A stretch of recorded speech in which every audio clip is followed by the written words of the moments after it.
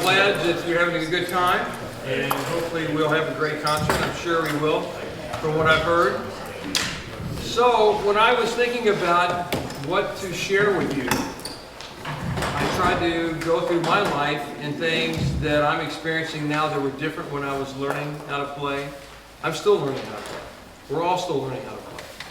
And it came upon me after one of my Portuguese lessons. Some of my friends who know me know I'm taking Portuguese online with a guy in Brasilia. We meet every Monday, Wednesday, and Friday for 2 hours each time. And he kills me. He's the nicest guy, and I'm trying to learn because I want to spend more time there. And I want to be respectful of my friends who have been on my case for years. You don't know our language, and we had to learn English to go to school. Tough. No. No. But I got it, and I understood some of it, but to learn the language. So to get off of that, I realized that when Bruno was teaching, he was a lot like me. There was strategies that he was using to try to get me to learn and understand and comprehend different concepts that I used when I taught music. And I started thinking about that, and then I said, okay, what's going on here? Because then, I won't mention names, but there's some individuals in this room that I'm working with that are like me, that come from a different profession, and they're trying to learn music. So I see their frustration, and I see their challenges, which mirror what I'm facing when I have to conjugate all these gosh darn verbs. AR ending, IR, ER means this. I'm going, oh my God. And trying to memorize that at 73 years old. All right? And it's a struggle. As much as I want it, it doesn't want me. But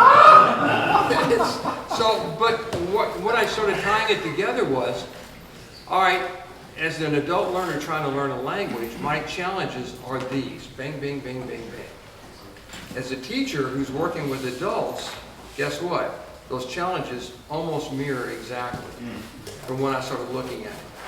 So when I thought about it more and more, I'm going, well, what can I do to maybe help you folks face some of the things that you're facing now and be more successful with them? Or, if nothing more, be at least accepting of what's going on.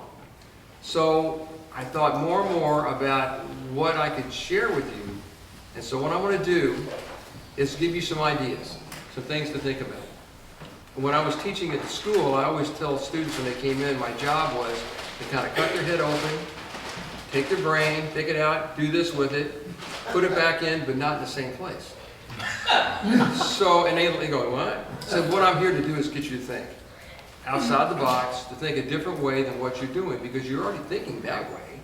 We need to go a different direction, okay?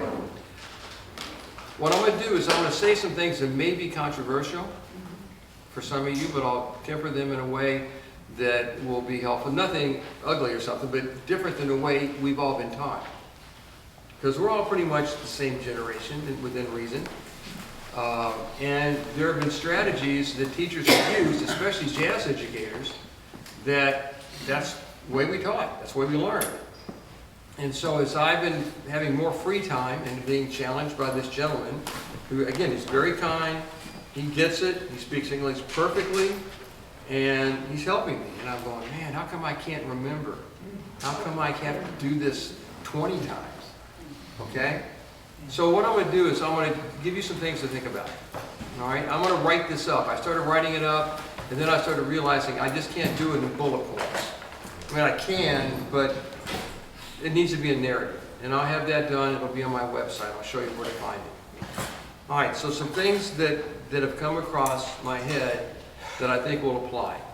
And these are the 4 major ingredients that I think, at least I'm going the direction of. There's the physical element, there's the psychological, there's the technical, and then there's the musical. They're separate, but yet they're intertwined. Okay? Physical. As we age, we're all facing that, right? We're facing just the challenges. If you're coming back, and a lot of us are coming back to an instrument. How many of you have been away from your instrument and have come back to it in the last, number of years? Raise your hand. There you go.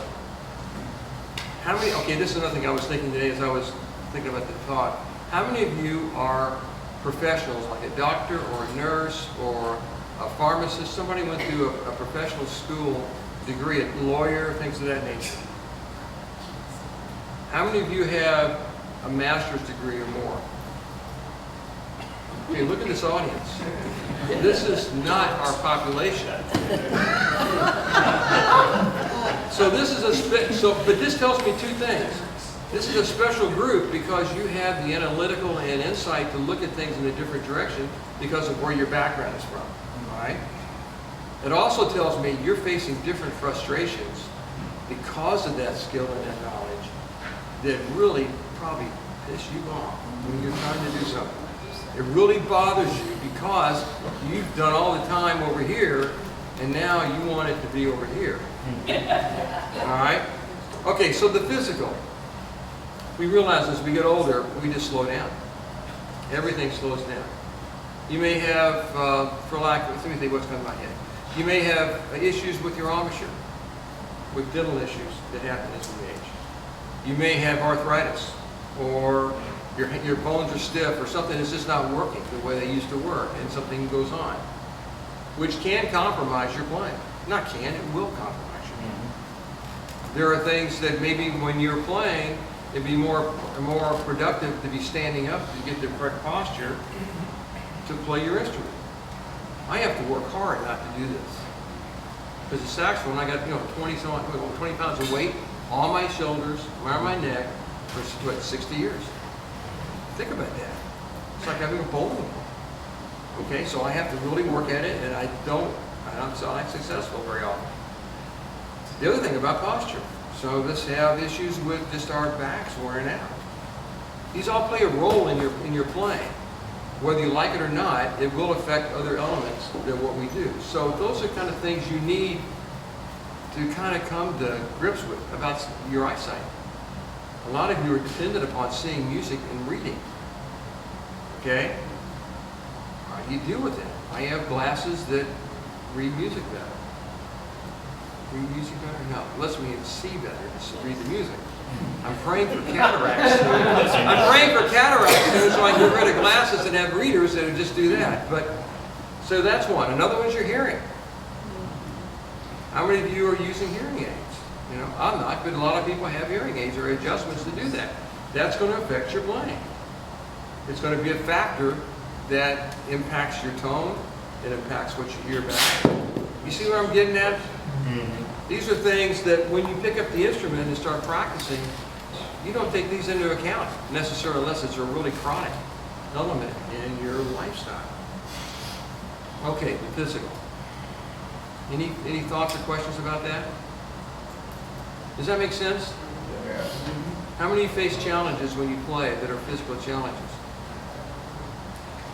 Okay, you're probably lying if you don't have your hand. That's okay. Come on.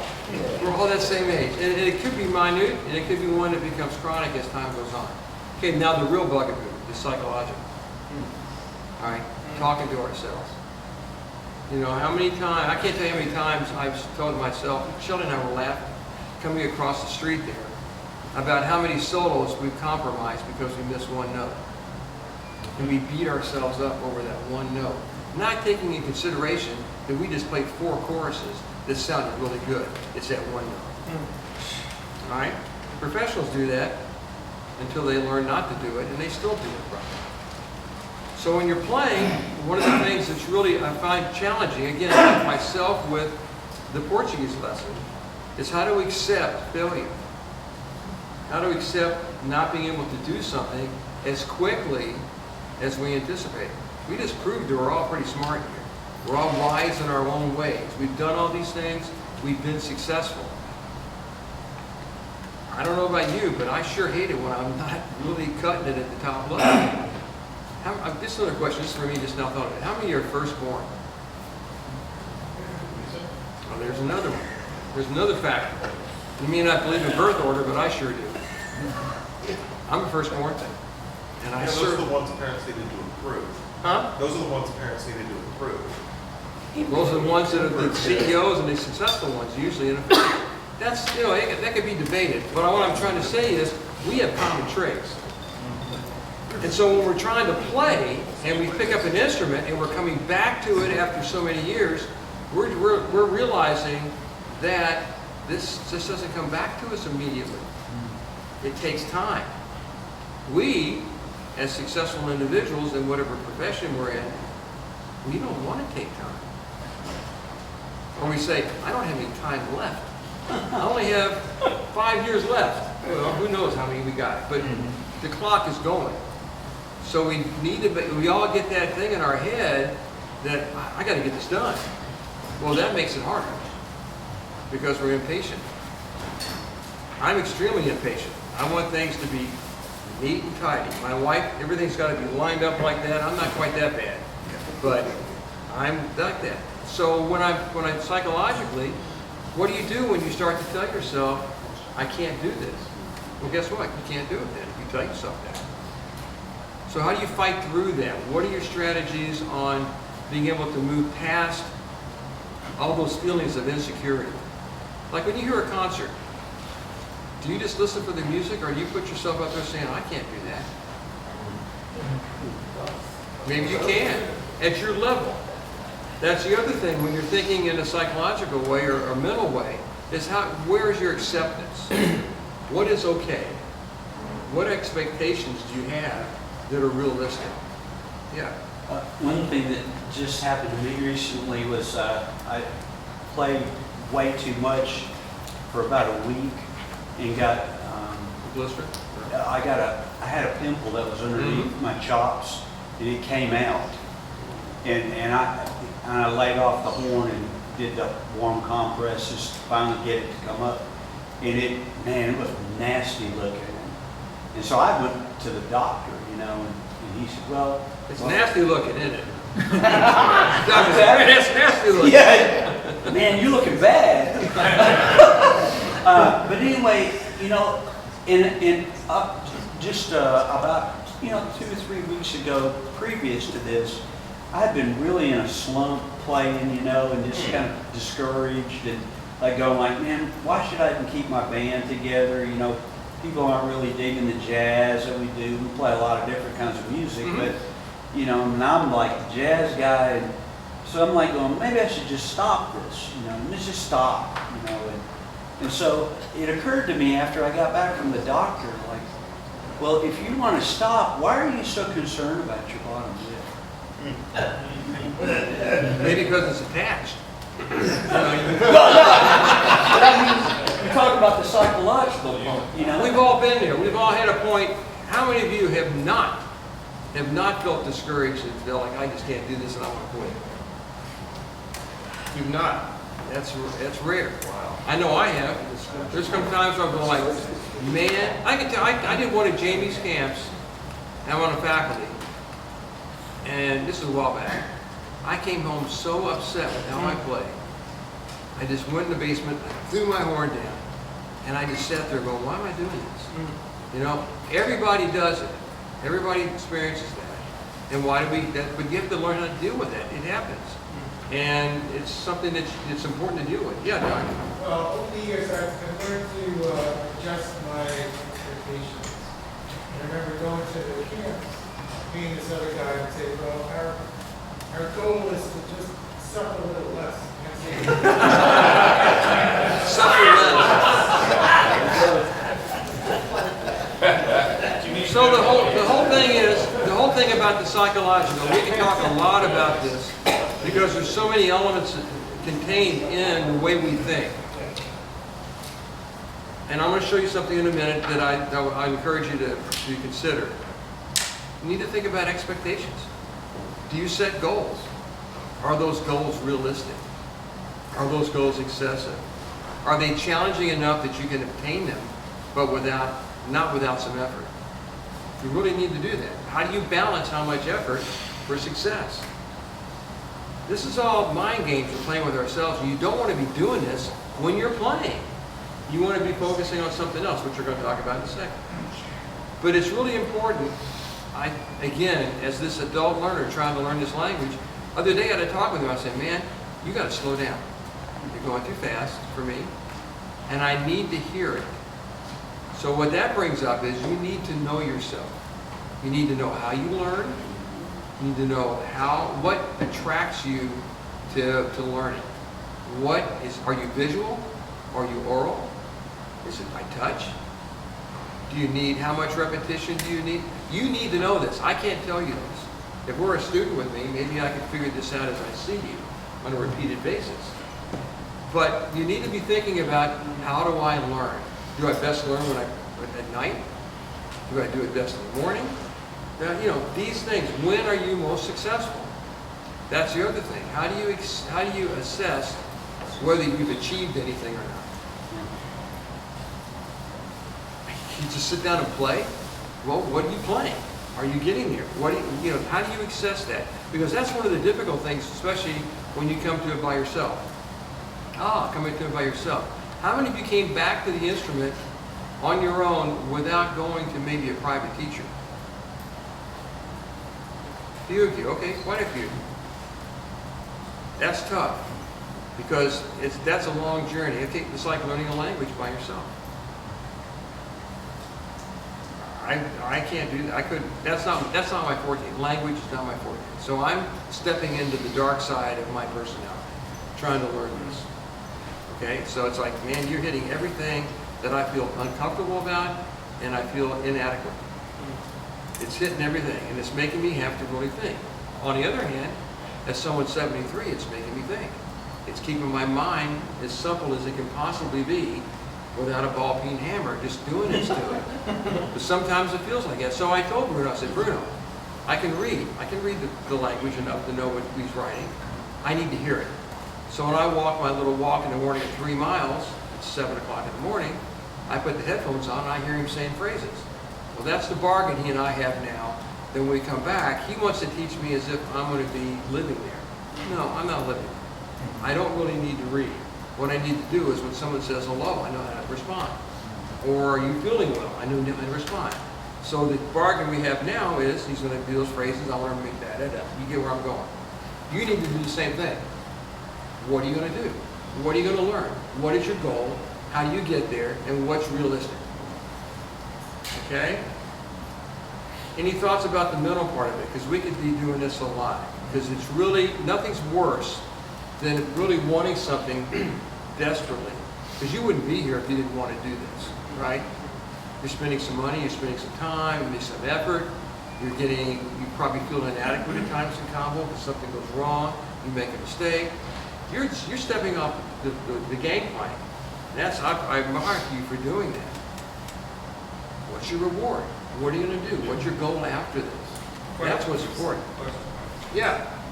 So we talked a little bit about this in terms of memory. I mean, I just, at this point, have the hardest time. I can memorize a tune, the chords. I mean, I'd be building strategies, but I just can't. And when I'm, standing up there, excuse me, this is right,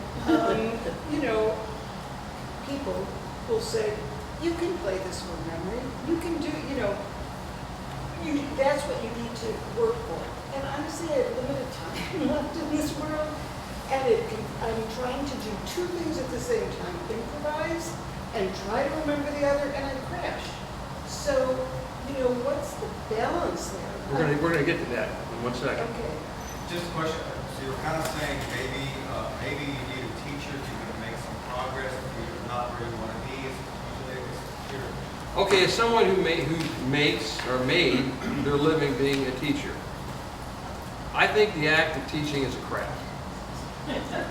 It is an art form in doing right. I have a lot of colleagues who are teachers. None of the guys that work with you here, I wouldn't have them work with you, who take it as something, a way to make a living, and they want to play. I'm not putting them down. That's okay. That's where they are. But I believe it's really important to know how to help someone step through the minefield of learning. And I hope that when you're here now, you're learning music, but you're also learning about yourself, about a lot of stuff.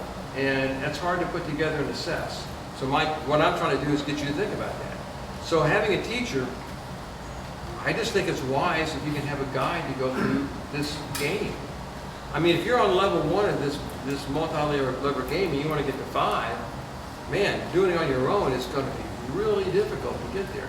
But if you can have someone skip a few steps to help you there, or say, you know, fingering it this way, or like today we're doing something with the chord. Think about that. Oh, I never saw that. I do think it's valuable the time you put in. Maybe you don't do it every week, maybe every once a month, maybe come into something like this. But I do think it's invaluable. And it's also, there's stuff I have to learn. I miss my friends who are no longer here. Like David and Jerry and all those guys that guided me. So there are other people like that. You need to find somebody that you can just sit down and have a beer or a tea and just shoot the bull and commiserate what you want to do and how you want to do it. Sometimes just getting it out will help you find the answer. And when playing music, I've been doing this lately. I did the one last night. It was really fun. Sean played that organ, right? Yeah. And I do this, so now when I travel, I go places and I try to find musicians that I don't know, that I respect, but we don't practice together. Let's have a conversation musically. I did one with Shelley, I've done one with some other people, and we just call a tune and we start playing. And we're learning from each other in a setting that we wouldn't do. I did one with Dennis after the concert. Hey Dennis, let's play a tune. Okay. We ended up playing 2 tunes. We ended up spending an extra hour here. So the thing is, I think if you can find a teacher or a guide or whatever that's doing the same thing you are, that's a little better than you are. It's naive to think you're not going to learn. You're going to learn the vacuum. It doesn't work that way. Maybe I've had a few students who were exceptionally touched by whatever there is in the universe that they can do this stuff. I'm going, how the hell are you doing that? You know, I was learning from them. That's the other thing. A good teacher will learn as much from you as you do from them. All right. Somebody had a question over here? I was going to say, encouragement is super powerful. You know, I mean, I think in this setting, that's definitely part of the culture here, right? So, yesterday I'm commiserating, I'm challenged, I'm frustrated. I'm like, just smash this thing in a million pieces, you know. And guys are like, what? Like, are you all right? Are you all right? Or No. or I'm not all right. Or hey, it sounded better than you think, or something. You know what I mean? Just come alongside does a lot for people, I think. And doing things like this is a great way to do that. So having a teacher, having someone who just knows a little more, doesn't hurt. You know, it's always been nice. Now to your question, okay? So the mental. We've all been at that point where we feel really distressed about our playing. How many times, okay, let me ask you this, this came to my mind. How many times do you praise yourself for playing really well? Think about that. It's taken me to 73 years old to finally say, you know, Mike, that was okay. I can live with that. I can live with that. I can't tell you how many times I've beat myself up. You know, there's bruises and broken bones after some, and rightfully so. I didn't work hard enough, and I needed to do it more. But we've all been there, being distressed. But you need to be kind to yourself at times.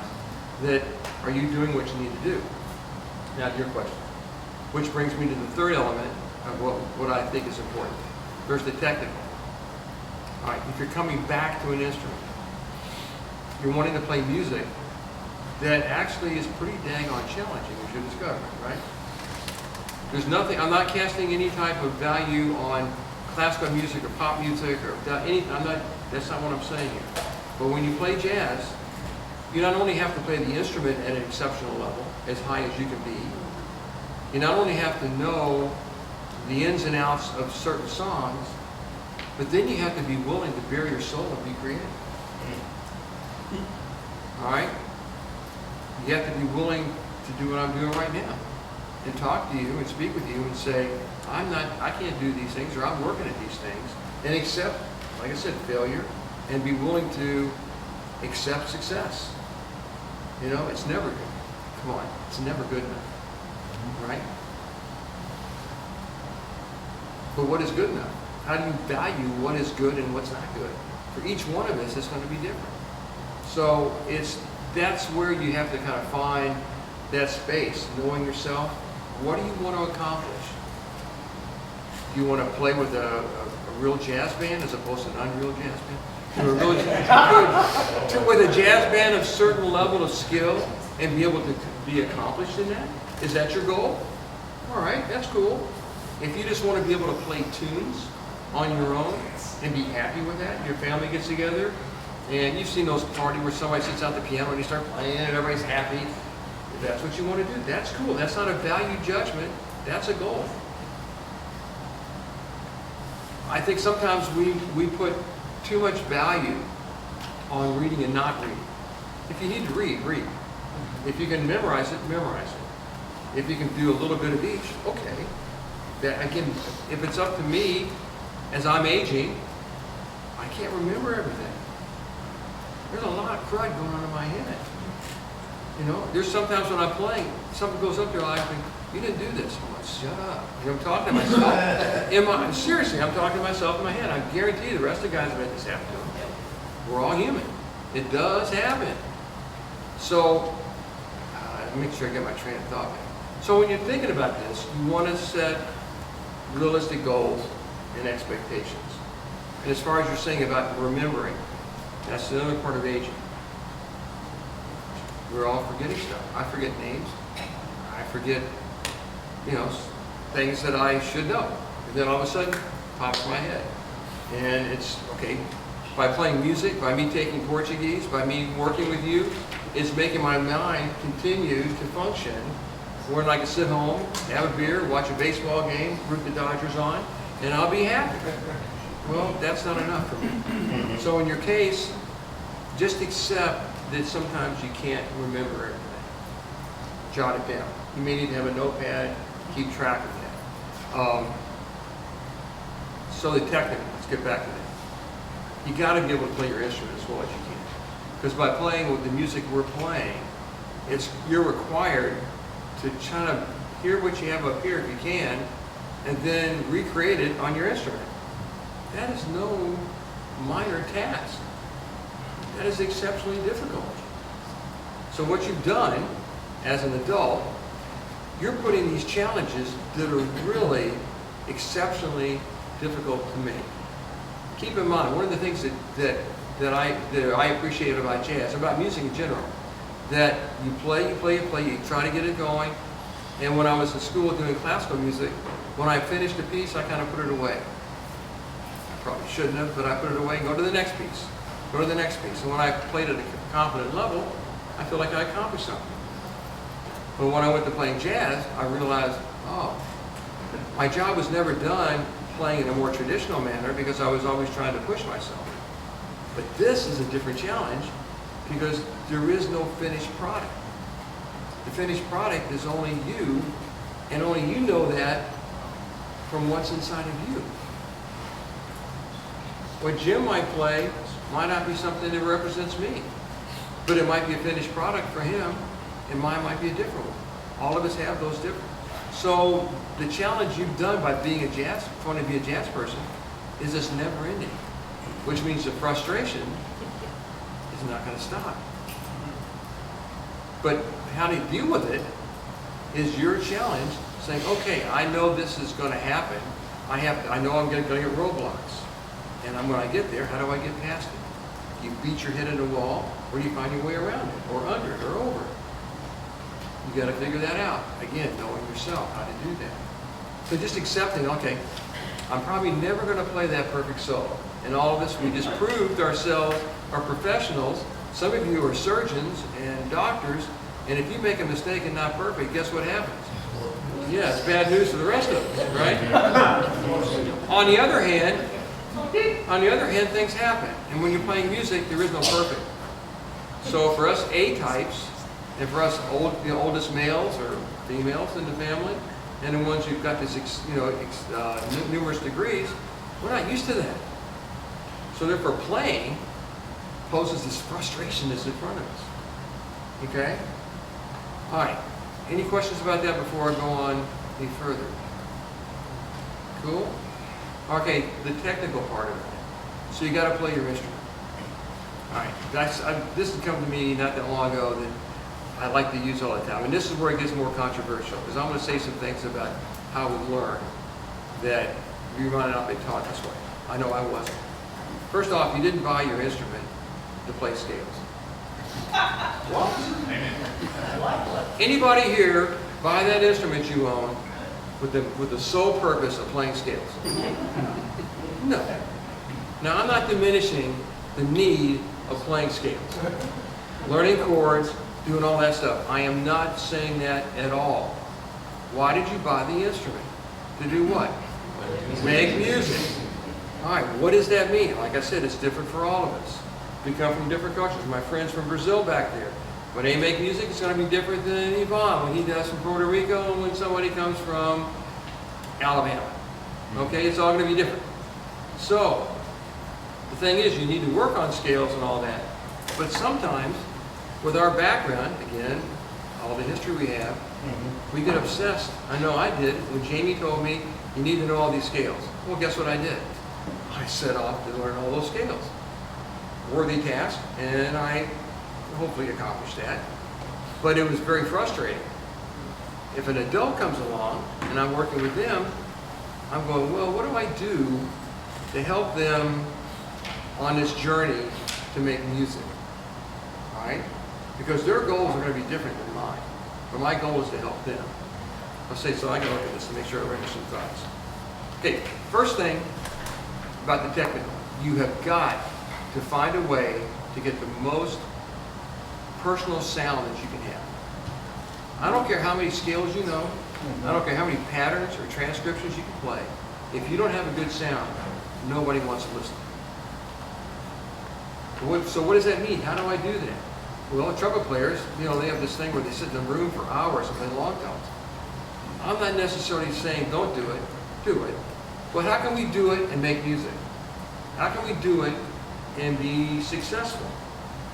Well, for example, if you play well enough, you can manipulate the instrument to some degree, then play a ballad. Play a ballad and try to make that as beautiful as you possibly can, knowing that each time you play it, it's going to be different. Hopefully it will progress in a fashion like that, gradually ascending to what you want. You need to have some idea of what success will be. So what does that mean? It means you have to listen to people playing that song or similar songs that have the kind of sound you want. When I was growing up, I wanted to sound like Hank Mobley. I wanted to sound like Sonny Rollins. I wanted to sound like Charlie Brown. I mean, all these sounds came in my head, but eventually you end up sounding like yourself. But you need to do that. You need to work technically on your sound. And it doesn't matter what instrument. Piano sound, the touch. Guitar, the same thing, touch, and how you interpret what you're doing. The rest of it, you get what I'm talking. You need to have sound. All right? Playing tunes like, let's get ahead of the game. Hold on, sound. Oh, okay. That then takes us to listening.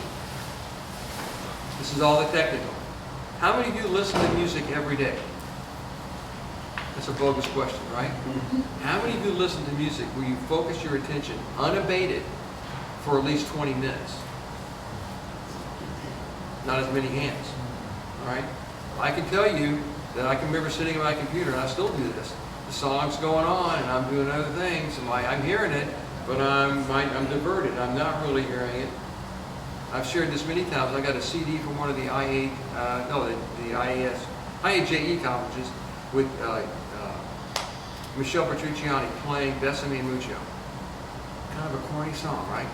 Oh, not the way he played it. And I can remember putting it on my computer. I was working, and next time I'd stop. And I bet I could repeat 20 times. Because I wanted, it just touched me. You need to find recordings like that to where the sound, and your tone might be influenced by some other instrument than your own. Like that one. I loved it because the recording technique was fantastic. The piano just sung. It was amazing. Wes Montgomery, I love to listen to him. So listening, you need to decide how you're going to listen. That can be a whole course in itself on learning and what's going on. With all these people in this room, I guarantee you we'll hear a recording different as many people are in this room. We'll hear different elements. And so one way to think about it is, Make sure you listen to something multiple times as you put it on. Many of us, including me, I put a CD on, once it's done, I go to the next one. Go to the next one. I'm kind of like dedicated time every day. And you can do that in your car, whatever. You can find a way of doing it. Then you start to develop, oh, I want to sound like that person. Or I like the way that person plays time because they're not in a hurry. They're really deliberate. I'm always in a hurry. So my time is like that, and I have to learn to be like that. So all these are elements that need to play a role in you listening. Again, I'm just throwing some things out for you to think about. When I mentioned about playing melodies, you want to play music. When you first start in elementary school or whenever you start your instrument, when you get a book, they'll give you the fingerings, and soon thereafter, within the first page or two, guess what? They have a little 4-measure tune written down.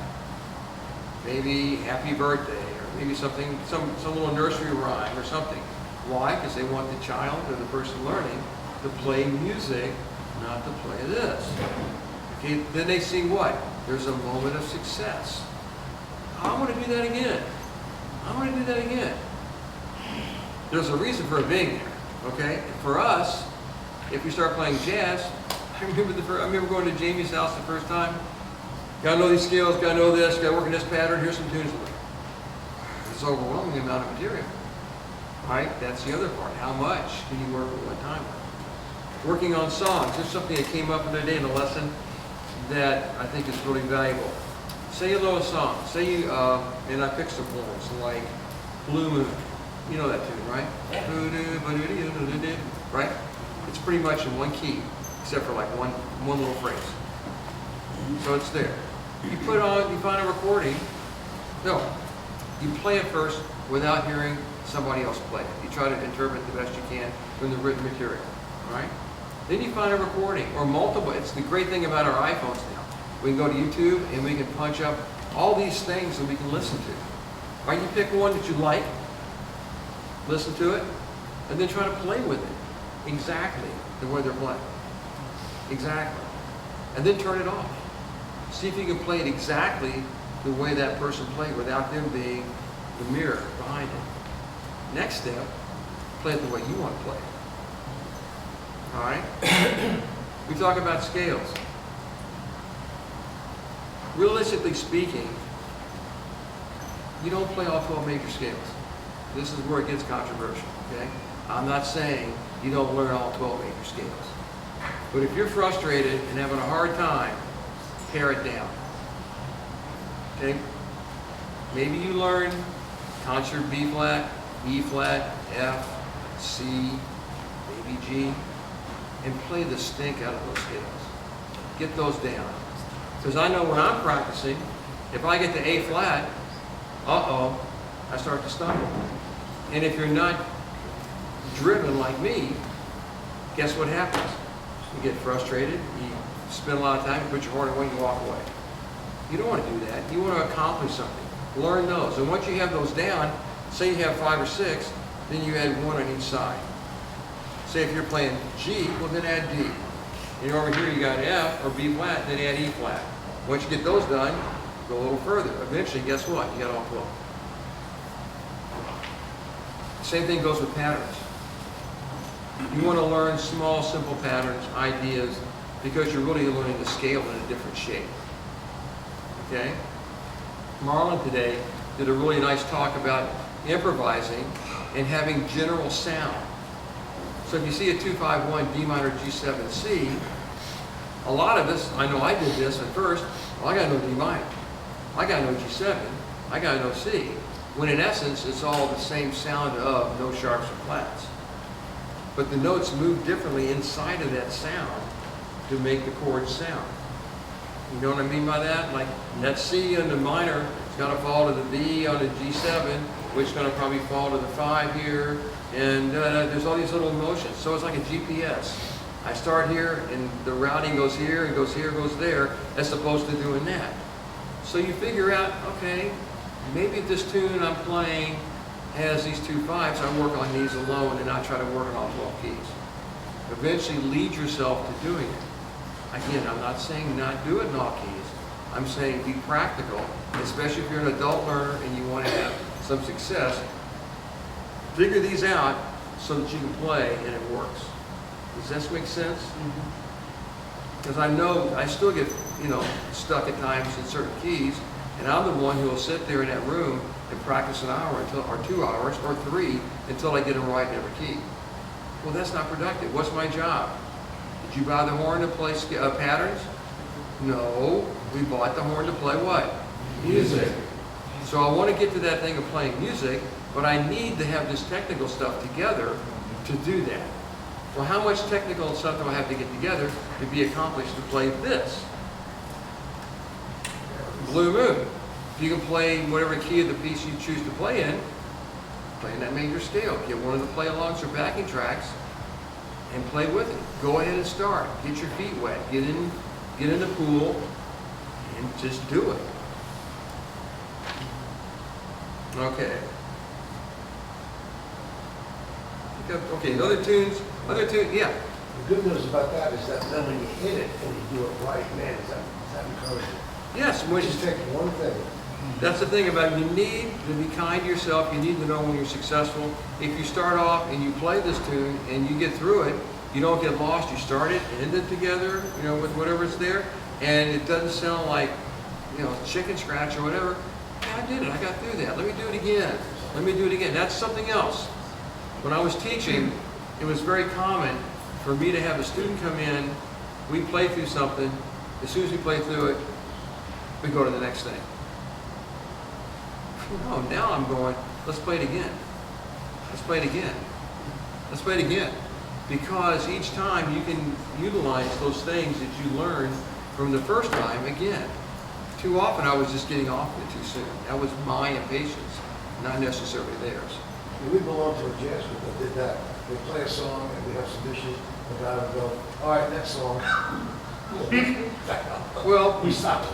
that's going to get us to something else about playing musically in a minute. But those are things that you need to consider. How often what are you going to do with this? Right. So if you're playing tunes, and if you're playing a blues in B flat and F, there's going to be 2 5s here and 2 5s there. Other songs you're going to play in are going to have similar ones. Man, make sure you know those. As opposed to the way I did it, or still do it, where I start here and I go through all 12 keys and make sure I get it right. That's different. I do this for a living. You guys are doing this because it wants to be fun and something you want to be successful with. Some tunes that'll work like that are like Blue Moon, Star Spell in Alabama. Beautiful melody. It's all one key.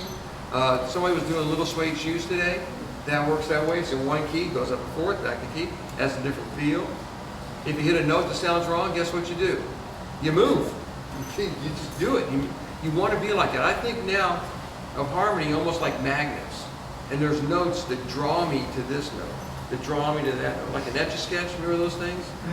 I'm drawing like this and it's leading this way and I'm trying to get through the chord changes like that. Again, you need to think of ways that trigger those thoughts in you. But technically speaking, you need to get your instrument as high a level as possible, but that poses a problem because we can get really tied up trying to play the trumpet or the piano or the bass or whatever it is, and we don't play music. We end up doing that.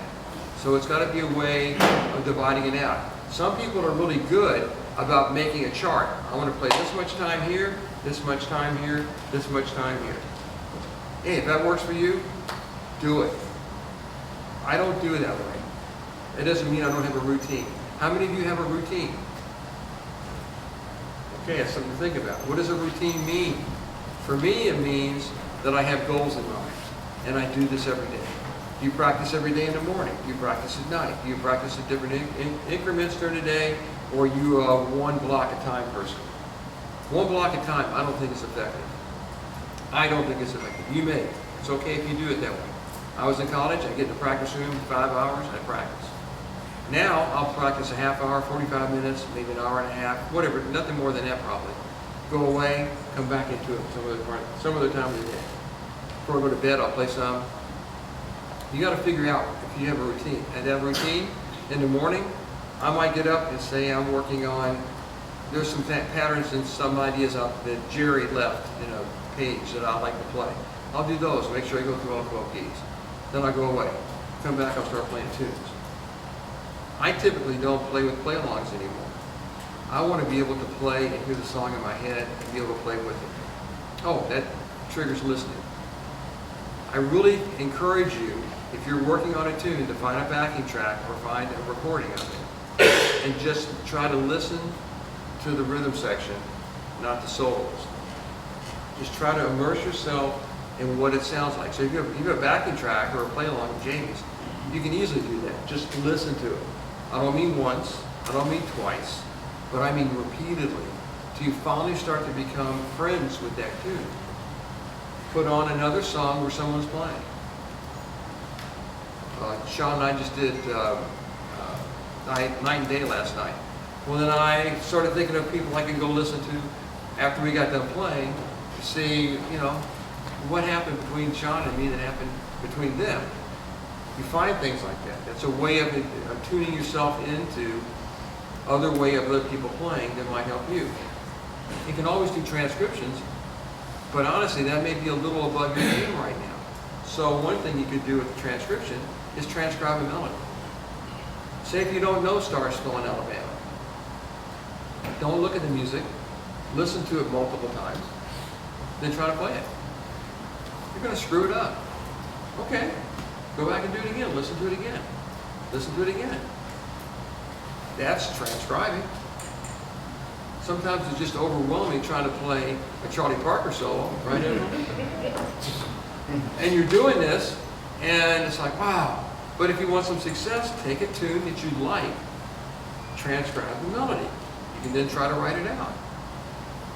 These are all what? Small goals, as opposed to taking, I think I remember going to a lesson with Liebman, and first thing he said, I want you to transcribe impressions. I went, you gotta be kidding me. You know what I mean, Shelley? Yeah, you go to a lesson with Liebman, he goes, go transcribe impressions, Coltrane. I'm like, okay.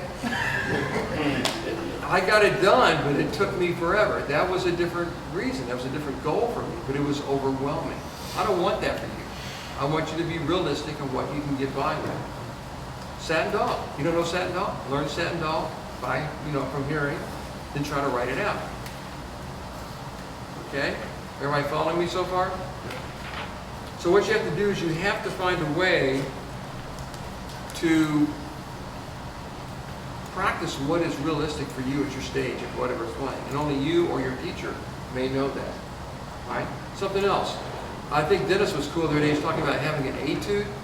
You know the etudes you're talking about? I think that's a very valuable one. What I would suggest is play a bebop head. A bebop head is, for me, is essentially an etude. It's not a song like Night and Day or the Starsville in Alabama. It's not like that at all. It's a technical etude that gets you in gnarly places that you have to get through. That you can play at different tempos to challenge. That's an etude. But you're also doing what? You're learning a tune. Vocabulary. You're learning a vocabulary. You're learning a tune. You're covering. I'm a strong proponent of at least multitasking at 2 or 3 levels. You don't play anything unless you're thinking about your sound. You don't play anything unless you can hear it. At least have heard something that's like it. Okay? Any other thoughts? Any questions? This is going too well. But an etude, I definitely would do that. Something I'm going to show you in a minute. You're talking about what to practice on and what to do. Okay, you do need to look at your scales and chords. You want to make that a part of your routine if you can. How many you do at one time, that's something you have to determine. I do think it's valuable for you to play, as Dennis said, some type of etude-ish type of material to help you play your instrument better. Okay, that's what you do, because it's, again, you're going to play jazz about as well as you play your instrument. And if you're a novice in playing the saxophone or the sousaphone, you're going to be a novice playing this, and you're going to do that. Oh, a statement that I want to share. You're going to play the way you practice. If you practice haphazardly, without focused goals, or you practice out of time, out of tune, without a good sound, when you go on stage, guess what?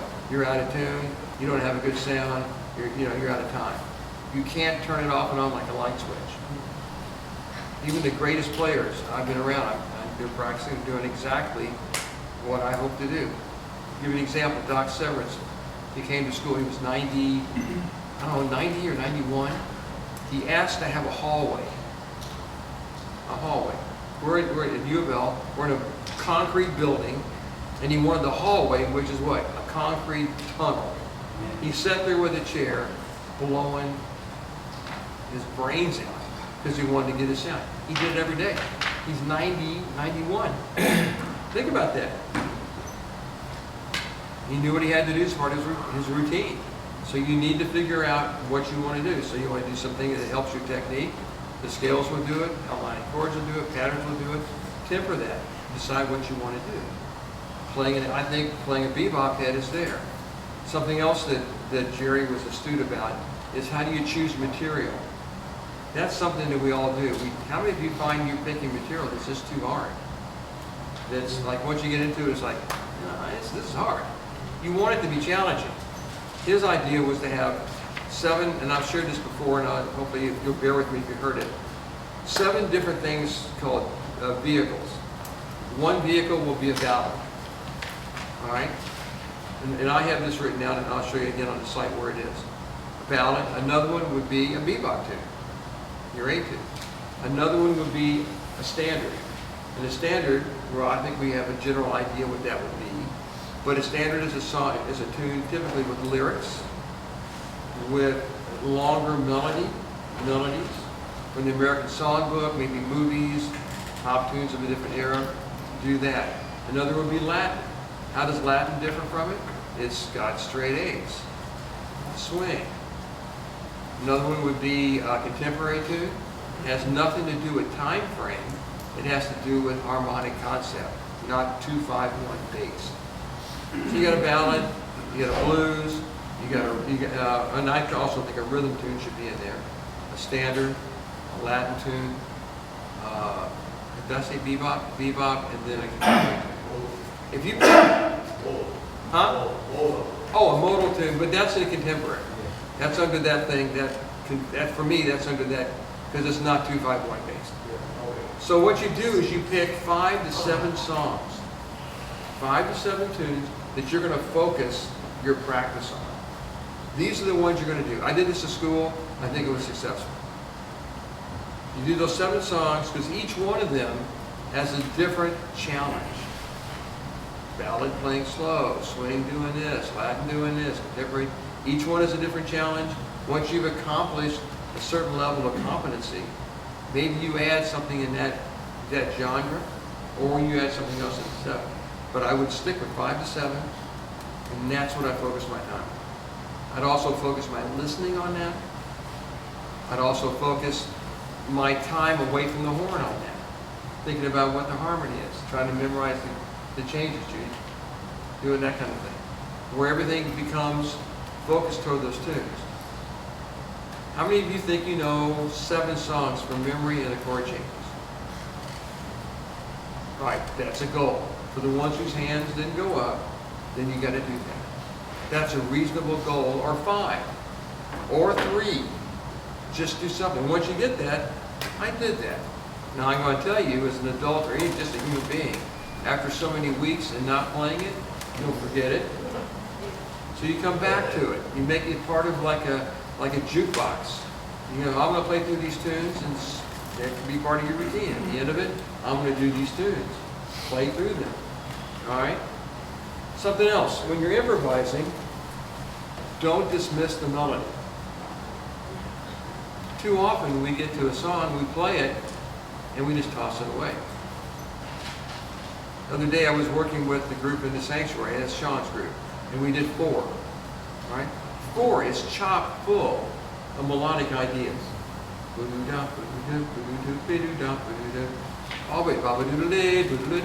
All these things are in there. Don't dismiss those. Use those in your solo. Learn how to do that. Learn how to work through that. Don't dismiss the melody. Don't, on a ballad, quote the melody at certain places. It helps bring the tune together. But too often we think that we're just going to jump off and do something brand new. Well, I think it's pretty arrogant for most of us to think we can just toss away the melody and create a better one than what was there. Just think about it. I mean, he's got right notes, in the right place, the right time, you know, all this stuff is like, why not play that? Now I'm not saying don't play your own, I'm saying don't, that's as valuable as knowing all the scales and all the chords. If you don't know the melody, dang on it, that's your goal. Then you start to improvise on the tune. All right? You good so far? All right, again, I'll have this all written up and I'll share it with you. All right, let me show you some things.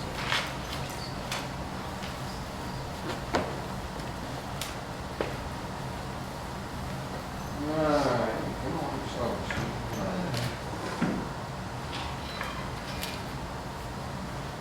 See, this is on my website. And you're welcome, some of you have been there before, and I'll show you what it looks like at the beginning. Okay, there it is. Yeah, there's the guy. You want to go here where it says Ed Materials? Then you want to scoot on down. I'm probably going to change the order. I'm updating the site. See here, jazz improvisation.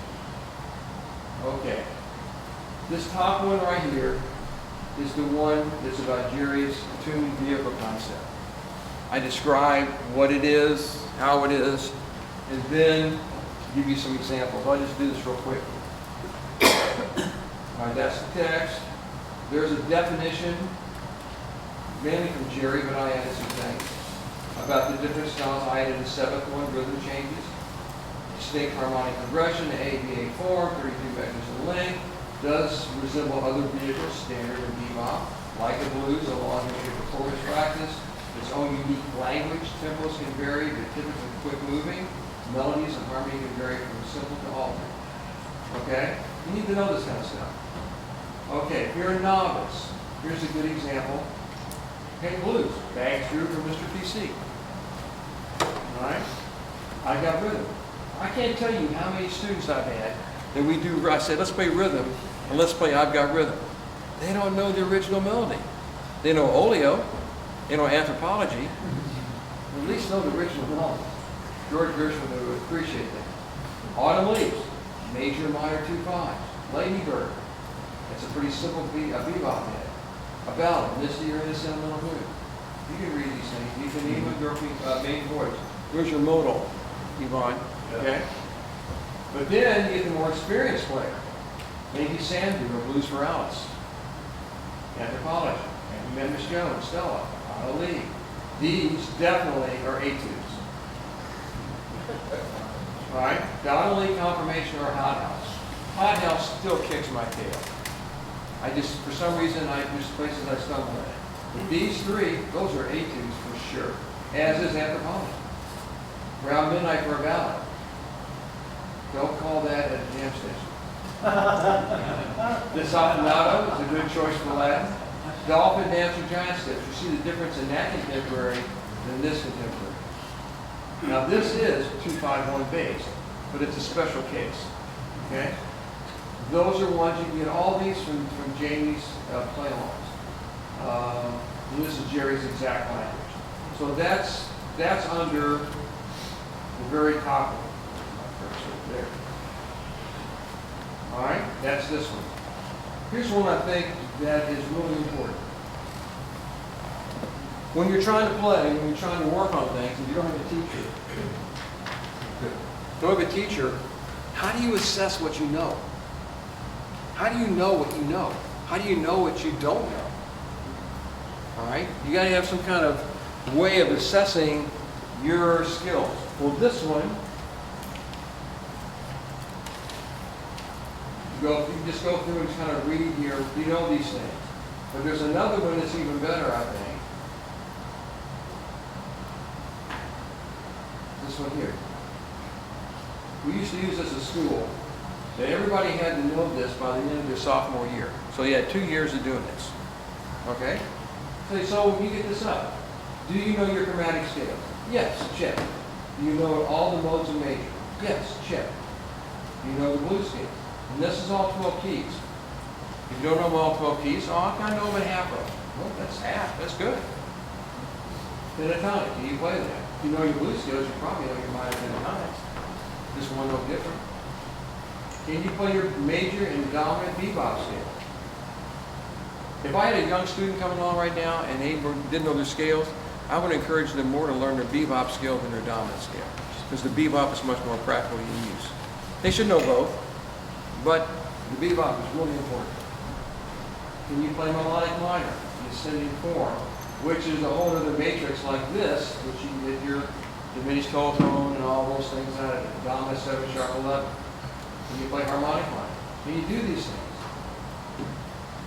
If you can't do them, that's the one you start on. But you probably know more than you think. Down here, can you play triads? The 4 there, can you play all these? This is a lot to think about. But at least it gives you a guide on what you know or don't know. Do you know some short 2-5 patterns? Do you know some long, both major and minor? Are you able to improvise in B flat, F, E flat, and C blues? Can you play these heads? C jam, blues, bag, droop, and so on. All these heads. Can you play those? If not, if you can play 2 of each one, that's cool. You know how to play the rhythm changes. Here, somebody was talking about what tunes learn to learn. I think these are is a good collection of a variety of tunes only because of this reason. This is based on 2-5-1s, minor, major 2-5, blue bossa, minor, major, doxy is no thing, grouping flat swing, grooving high, it's the motifs throughout it. So each one has what they call kesh, chromatic embellishment. That has it there. Killer Joe, you got to put the Dennis did that's really fast. But you see what I'm getting at? There is a place to start. Say out of those 12 tune or 18 tune, 16, whatever, you know half of them. That's pretty good. Learn 2 more. And that would be a goal to start with. Okay? And that's that. This is the one where it says personal assessment. Something else to consider here.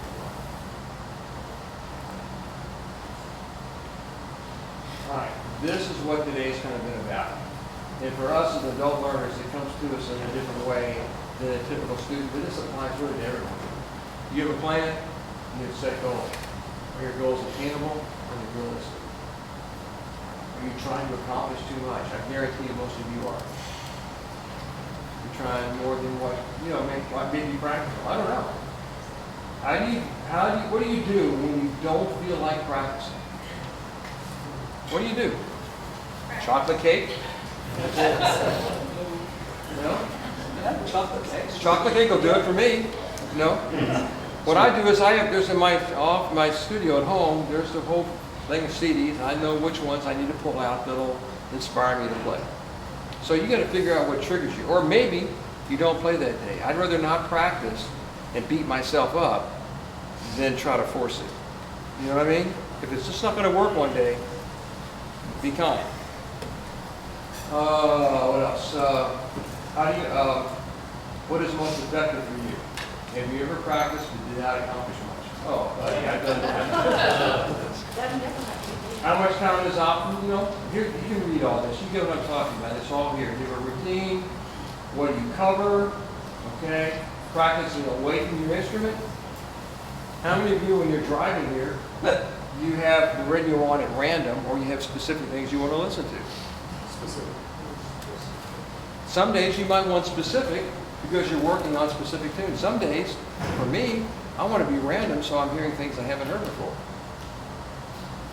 It's a toss-up. No, one's not right, one's not wrong. It's just different ways of looking at it. But I definitely make sure I'm listening. Assessment. That's the hard one. Did you set practice goals? Did you meet them? Do you assess with your practice time? If so, how? How do you incorporate work in your challenging areas? Are you critical? Too lenient? You get the idea. This is there, and it's nothing more than just for you to look at to determine what might be helpful. Here's something else that for an adult, especially ones with the background you guys have. Years ago, the last camp we had with Jamie, there was a question always asked about transcriptions. What do I transcribe? How do I transcribe? The saxophonist, are obsessed with this. And that's okay. So I said, okay, what I'll do is I'm going to ask everybody I know, who I respect, teachers, players, down the list, local, foreign, educators, whatever, what to do about transcribing. What was the first level of transcription and what's the second? I got back an amazing amount of information. Since most of you have gone through the rigors of college and advanced degrees, you'll appreciate these are things I didn't ask for that people share. All right, saxophone players, transcribe Miles Davis. Just transcribe trombonists. Why transcribe trombonists? They're extremely lyrical. They don't have all these buttons you can push. They have different challenges, but they slow down. It slows down time. Oh, what else? Okay, here's the process of how to do it. Okay, these are suggestions. This is not me. This is what I just collected it and edited it, and then it goes through all these different choices. There's all the people that gave information. Some names you might recognize, some you not. And then here's the list. Keep in mind, the question I asked him was, what solo would you give what's the first solo you would give somebody? What's the first one? You see, there's a whole bunch of different choices there. All right? There was definitely some overlap. Okay? It goes on. Some I agree with, some I don't agree with. But I put them on there because I asked the question. Look at that. They were serious. They were really giving me information. All right, now the next question I asked, after the first solo, what's the next one? Interestingly enough, some of the ones on here were on the other one, and on the other one were on here. It depends upon your perspective. But look at this. So this is something you might want to check out just because I think of the introduction. Because they're giving you insights as professional players and educators on what they look for and what they do in the process of learning. Okay? Our goal is to play music. The definition is strictly upon you. If we ask you to list maybe 5 songs that you think are really musical or solos, I guarantee you we come up with a whole lot of difference. And it doesn't matter. What matters is that you're thinking about it and you have some type of goal to go toward. What I'll do is I'm going to put all this down. I have half of it done, or close to half of it done. And I'll put it down, and once it's done, I'll send you all another one of my emails that you've been getting for a while. And I'll send you the link. I'll also send you the link to this page, but it's on my website. You can find it. And you're welcome to it and share from there. Any questions? Any discussion? Does this open up anything for you to think about? Because really, as adult learners, it's a lot different for me teaching, working with older students than it is with this kid fresh out of high school who I can just mess with and manipulate and get them to do it. And they kind of say yes, you know? They kind of say yes. But for us, you know, it's like our bones. We're really hard to bend sometimes because we've been doing the same thing for so long. David. Of course of all these years from high school until adulthood, I had amassed a bunch of books and all that stuff, and got to the point where I didn't know what to concentrate on. So I decided in the last year, literally, to work on one song. And to exhaust everything about that song, from memorizing it, melody, to the bridge and all that, and the chord progressions and the breakdown, the chord structures, to go through the inversions, and just exhaust everything that I, had, I needed to do to learn just with that one song. And I chose Sierra, Hmm. because I like the song. You all know Sierra? Familiar with that song? It's a challenging melody and a challenging chord progression. And that's right, I didn't want something that was too easy. And, You succeeded. but sort of made me center on everything, so to speak, under one roof. And I think that it's helped. Yeah, that's a suggestion. I tell you what, some people would have a hard time focusing just on one thing. Okay, that's good that you can do that. You know, right now I have a group of songs that I play through, like, give me an example. When I go home to warm up, I play Stardust in multiple keys. I love the melody. I hated the melody as a kid. Oh my God, I hated that song. But then I went, oh, what an idiot. This song is really pretty special because it's different. So I do it in multiple keys. I do a tune called Mysterioso. You know that? These monk with the leaps in it. I have a set of rhythm tunes that I play through, that I go through, and I just play the hits. Then I'll improvise by myself, trying my darndest to keep time. And I put on Drum Genius, I do that. Something else that I would encourage you to do, and I wish I brought my horn, I'm sorry I didn't do that. I'll sit down and I'll just say, I'm going to play in A flat minor. And I just start to play A flat minor.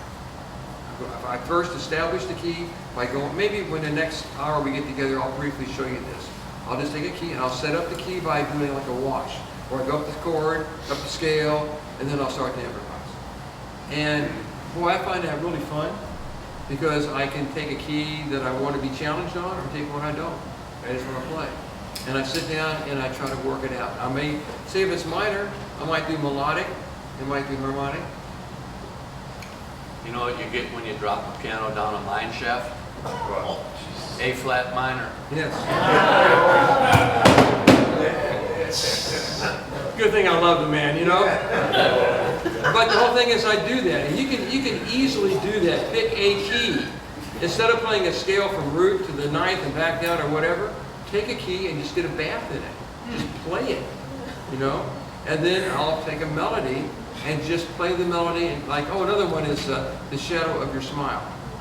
It's a beautiful song. I try to make the things. Last night when Tom played Nearness of You, I'm going, oh, I need to get back to that. Harry Pickens and I used to play that. So you find tunes that touch you, and you start off with that. Then your journey becomes easier to move into. Over there.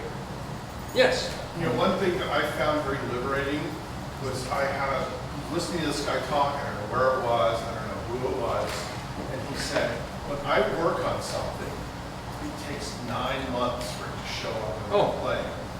And so the exact number isn't necessarily important, but the thing is, I think, like, what people do sometimes is they say, hey, I played this lick 10 times, and it's not happening yet. And it's like, well, maybe you should play it 10,000 times, and then it'll be a lot more happening. So if I work on something for a couple of weeks, it never crosses my mind that I would actually be really good at it after a couple of weeks. I make some improvements, but I don't have that expectation. I understand it just takes a long time to internalize a lot of things and come into you. You know? No, he's exactly right. Whatever you work on, I've discovered it takes at least 6 months. Most of us do not have the patience for that. Again, if you're successful business people or doctors or whatever your field is, you don't want to spend 6 months trying to incorporate one little thing in your playing. Tough it out. You got to do that because that's true. Yes, you're on. Yeah, you just reminded me because you said something about finding something liberating. Right. I want to share something that I found liberating because when I realized that I will never get there. See, there was a time in my life where I was always like, you know, if I'm getting this level, that will be it. I will be the position I want. No, you never get there. You get a little bit better, and you're at different you can always think that there is something, of course, better than what you can do, and you never get there. Well, that's like I said earlier. Like I said earlier, you work at this, and there's never an end. It's non-ending, which is a fantastic thing. It's a frustrating thing. It's humbling. Because we're all used to, okay, all of you guys that have advanced degrees, You worked toward that degree, you got it. You wore the little funny robes, you walked through the thing. Ah, I succeeded. Well, you know that your life isn't like that. You got more to do. So why should you expect music to be any different from that? You had a question?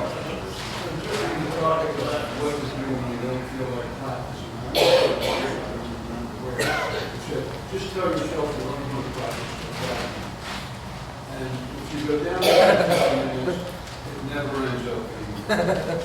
Yeah. That's true. So what I'll do is I'll just say, well, okay, but I'm just going to go play one song that I like fun. It's not something I'm working on, it's just a song I really like, and I'm just going to play it, just enjoy the song and I'm Yeah. going to play it. It's the same thing with the ultimate thing, say, well, we pick that up. Or you have the real book. Everybody bought this real book for you, right? Sit down, go through the pages. Flip through it. Oh, I'll play that too. Oh, that's nice. Good. And just play the melody. Get used to it. It's a matter of investing time. The more time you put in. Another thing too, I think is really important, especially for people like me. Do you have a time of day where you do it best? You know, when I was teaching school, every time, because I had to play with students, so it meant whenever they came in, I had to be ready to go. Now that I'm not doing that, boy, the day goes by real fast. It's amazing. We've all experiencing this now, probably. It's like, holy cow, this 5 hours just went by. What did I do? Yeah. You know, you got to. It might be the rigid part of me might say, I got to practice this time, this time, this time. Not so much what I practice. I got to play. But I think one goal that I want to leave you with is, if you want to play this music, you have to improvise every day. Play a melody, play something musical. Don't get stuck in the rabbit hole of just chasing patterns and trying to play scales all day long. There's nothing. I'm not saying don't do it. I'm saying it's easy to get in a rabbit hole like I do. My wife. Oh gosh.